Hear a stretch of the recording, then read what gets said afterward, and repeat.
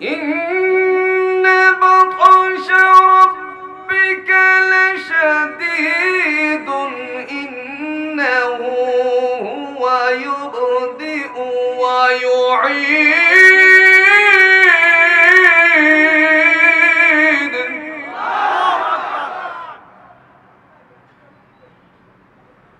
ওয়া হুয়াল গফুরুল ওয়াদুদ যুল আরশিল মাজিদ।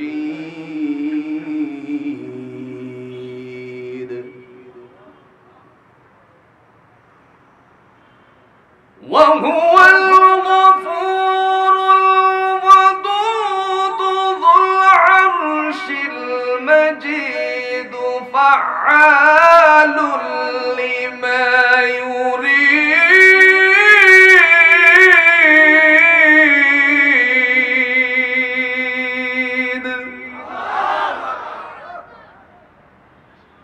কোরআনুল হাকিম দ্বারা আল্লাহ বলেন, নিশ্চয়ই তোমার পালনকর্তা পাকড়াও অত্যন্ত কঠিন। আল্লাহর ধরাশয়ী সবচেয়ে বড় কঠিন, ঠিক কিনা বলেন? তিনি প্রথমবার অস্তিত্ব দান করেন এবং পুনরায় জীবন দান।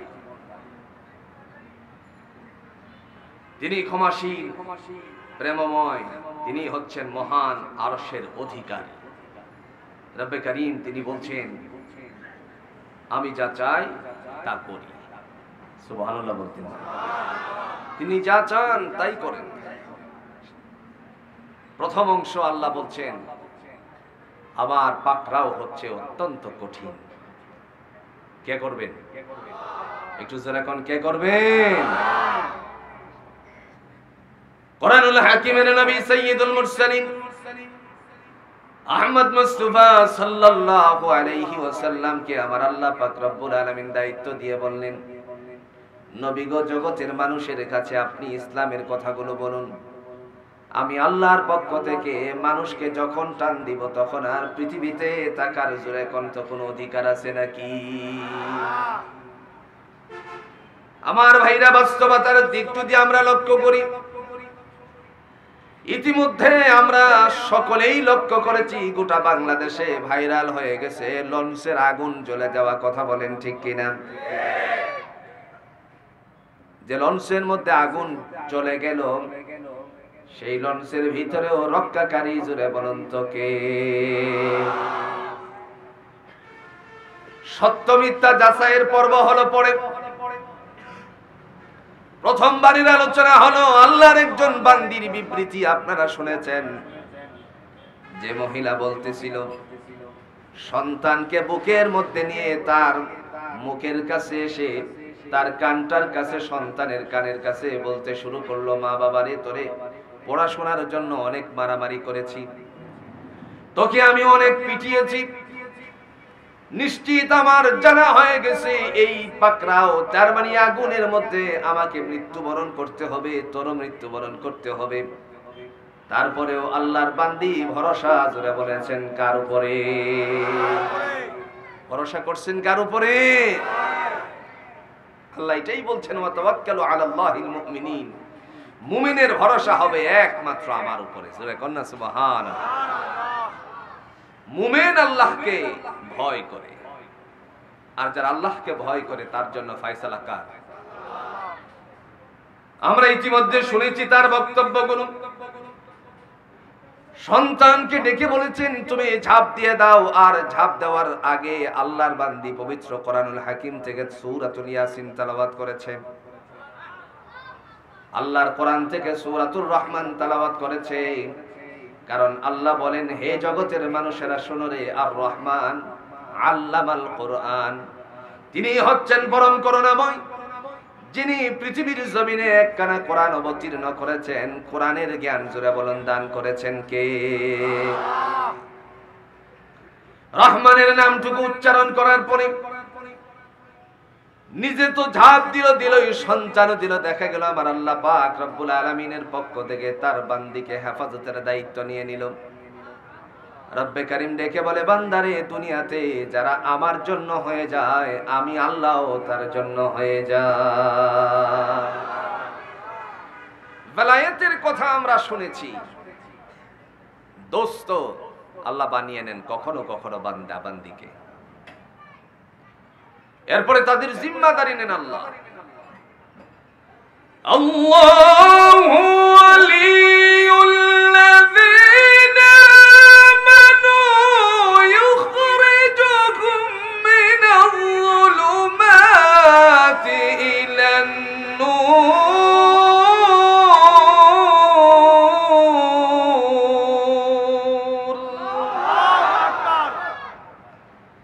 রব্বে কারীম ডাক দিয়া বলেন, আমি হলাম ঈমানদারদের অভিভাবক। মৃত্যুর সামনে, চোখের সামনে মানুষেরা পুরে ছারখার হয়ে যাচ্ছে, যখন তা দেখতে পেল তার মনে আর বিন্দু পরিমাণ এই কথা ধারণা ছিল না যে আমি যে বেঁচে যাব, জুরে কন্ত বাঁচানোর মালিককে। কোরআনুল হাকিম আল্লাহ রাব্বুল আলামিন এই কথাই ঘোষণা দিয়ে বললেন, আল্লাহু ওয়ালিয়ুল্লাযীনা আমানু, আমি হলাম ঈমানদারদের অভিভাবক, বিশ্বাসশীলদের অভিভাবক। আমি আল্লাহ তাদেরকে অন্ধকার থেকে বের করে আলোর দিকে দিশারিত করি। তার মানে হলো তাকে গুমরাহির থেকে বের করে হেদায়েতের রাস্তাটা জোরে কোন ধরিয়ে দেন কে?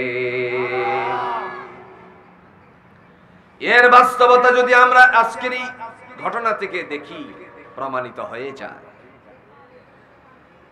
তার চোখের মধ্যে অন্ধকার ছিল, সন্তানকে ঝাঁপ দেওয়ালো, মা সন্তান বুকে জড়াজড়ি করলো আর মনে মনে চিন্তা করলো, অবশ্যই আমরা মৃত্যুর কোলে যাত্রী। আল্লাহ পাক রব্বুল আলামিন ডেকে বলেন, বান্দিরে আমার উপর বিশ্বাস স্থাপন করেছিস, ভরসা করেছিস আমি আল্লাহর উপরে, আর আমি আল্লাহ এরই ভিতরে তোরে রক্ষা করার দায়িত্বটা নিয়ে নিলাম। এটাই হলো দুনিয়ার পরীক্ষা ভাইজান। কোরআনুল হাকিম দ্বারা আমার আল্লাহ পাক রব্বুল আলামিন ডেকে বলেন, আমি আমার নবীকে কোরআন দান করেছি, আর কোরআনের বাস্তবতার জন্য দুনিয়াতে দিন কায়েমের জন্য বলে দিয়েছি। আজকে আমরা কোরআন পড়ি, কোরআন বুঝি না, আর যদি কোরআনটা বুঝতাম তাহলে আল্লাহর পথ থেকে কখনো দূরে সরতে পারতাম না। জোরে কোন ঠিক না? বাস্তবতা যদি আমরা লক্ষ্য করি তাহলে প্রমাণিত, এই কথা বলার কোনো সুযোগ নেই। রাষ্ট্র ধর্ম থেকে ইসলাম বানচাল করে দেওয়া হবে। কথা বলেন ঠিক না? আল্লাহ সহ্য করেনি, আল্লাহ সহ্য করেনি। এদেশের মাটি থেকে উড়াল দেওয়ার পরে আবার পুনরায় এই দেশের মাটিতেই আসতে হয়েছে। আমার ভাইরা, আমি এই বিষয়ে খুব ধাক্কা দিতে চাই না, শুধুমাত্র স্মরণ করিয়ে দিতে চাই, যারা ইসলাম নিয়ে ছিনিমিনি করেছে পৃথিবীতে তাদের অবস্থা চাই কি হয়েছে তার আমরা বাস্তবতা লক্ষ্য করেছি। আর এই শেষবারের মতন আমরা লক্ষ্য করেছি, জাস্টিস ট্রুডো তার দেশ থেকে তাকে বিতাড়িত করে ইমিগ্রেশন পাস করার মতন কোনো সুযোগ দেওয়া হলো না। মন্ত্রিত্ব তো গেলই, এমপিত্ব গেল, শূন্য হয়ে গেল। কথা বলেন ঠিক কিনা? মনে মনে চিন্তা করেছিল, জননেত্রীকে হাজারো বার মা বলে আখ্যায়িত করেছিল। এই চিন্তা চেতনা ছিল, আমি মা মা বললে পরে আমার কথাগুলো শুনবে। দুর্ভাগ্য হলেও সত্য, তিনি চিন্তা হয়তো বা এটাই করেছিলেন, আমার পিতা এদেশে মানুষের দোয়ারে দোয়ারে ইসলাম পৌঁছার জন্য ইসলামিক ফাউন্ডেশন গঠন করে গিয়েছেন। আর যে দেশে ইসলামিক ফাউন্ডেশন আছে সে দেশ থেকে ইসলামকে ধূলিসাৎ করা হোক, ইসলামকে রাষ্ট্র ধর্ম থেকে বাতিল করা হোক, সেটা কখনোই কেউ চাই না, আল্লাহও চান না। কথা বলেন ঠিক না? কোরআন দিয়ে আল্লাহ বলছেন, আমার পাকড়াও অত্যন্ত কঠিন। পাকড়াওটা কি সহজ না কঠিন? একটু যারা বলেন সহজ না কঠিন? একটু সিমটন আল্লাহ দেখিয়ে দিয়েছেন। আমার ভাইরা, যে কথা বলছিলাম, দুনিয়ার জায়গাটা হলো পরীক্ষা। সময়ে সময়ে আমরা হলের ভিতরে ঢুকে তারপরে পরীক্ষার সম্মুখীন হই। আল্লাহ বলেন, বান্দারে আমার পক্ষ থেকেও তোমাদের জন্য দুনিয়াতে পাঠানোর উদ্দেশ্য হলো একটি পরীক্ষার হল কায়েম করা। কে বলেছেন? الذي خلق الموت والحياة ليبلوكم أيكم أحسن عملا। আল্লাহ বলেন, দুনিয়ার মানুষেরা শোনো, কেন তোমারে আমি দুনিয়ার জমিনে পাঠালাম? এর পিছনে কারণটা কি? দয়াময় আল্লাহ বলেন, আমি হায়াত এবং মওত দিলাম, দুটার সমন্বয় করার পিছনে একটা মাত্র কারণ, আমলের দিক থেকে কে উত্তীর্ণ আমার কাছে সেটাকে পরীক্ষার উদ্দেশ্যে তোমারে দুনিয়ার জমিনে পাঠিয়েছি। সুবহানাল্লাহ বলেন। আর এই জায়গায় পরীক্ষা দিতে দিতে আমার তো মনে হয় এরকম একজন মানুষ ছিল না যারা এই লঞ্চে আগুন লাগার পরে আল্লাহর নাম জপেনি। কথা কন না কেন? কিন্তু এর ভিতর দিয়ে ক্ষমতাবান যে আল্লাহ বান্দিকে রক্ষা করে তারপরে তার বহির প্রকাশ ঘটিয়ে দিয়েছে। 97-এ সরকারি একটি জাহাজ ডুবেছিল। যখন ইংল্যান্ড থেকে এই জাহাজটা যাচ্ছিল, যাওয়ার সময়ে একজন মাত্র ইঞ্জিনিয়ার ছিল মুসলমান, জাহাজটা ডুবি ডুবি সেই সময় তিনি আল্লাহর কাছে মুতাওয়াজ্জু হয়ে হাসতেছে এই কথা বলে সবাই বলা বলি করছে, হেল্প মি, আমাকে তুই সহযোগিতা কর, আমারে তুই সহযোগিতা কর। এখন বলুন তো, যারা ডুবতেছে তারা তো সবাই একই পথের পথিক। কথা বলেন ঠিক কিনা? মুসলমান একজন ছিল, তিনি আল্লাহর বান্দা, হাসতেছিলেন আর আল্লাহর দিকে মুতাওয়াজ্জু হয়ে বলছেন, আল্লাহ বাঁচানোর মালিক তুমি, মৃত্যু দেওয়ার মালিকও তুমি। সমস্ত মানুষেরা ডাক দিয়ে বলতেছিল ওই সময়টার মধ্যে যে তুই হাসছিস কেন? তুই তো মুসলমান, তুই হাসছিস কেন? তিনি ডাক দিয়ে বলছেন, তোরা যে বলতেছিস যে আমারে সহযোগিতা কর, ও সবাই তো আমরা বিপদের যাত্রী, কে কাকে সহযোগিতা করবো? আমরা তো সবাই মৃত্যুর কোলের যাত্রী। কিন্তু আমি হাসতেছি এই জন্য তোদের কাণ্ড দেখে। তখন সকলেই মিলে বলল, জাহাজটা প্রায় ডুবি ডুবি, তুই কিছু পারলে কর। তিনি বলছেন, আমি আল্লাহর দিকে মুতাওয়াজ্জু হলাম।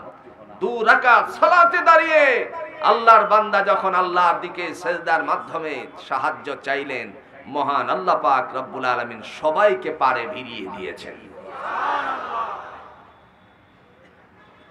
সেই সময় 35 জন যাত্রীর মধ্যে আপনার যারা ছিল একেবারে ইসলাম বিদ্বেষী, এই ইসলাম বিদ্বেষীদের মধ্য থেকে আল্লাহর বান্দারা কালিমা পড়ে মুসলমান হয়ে গিয়েছে।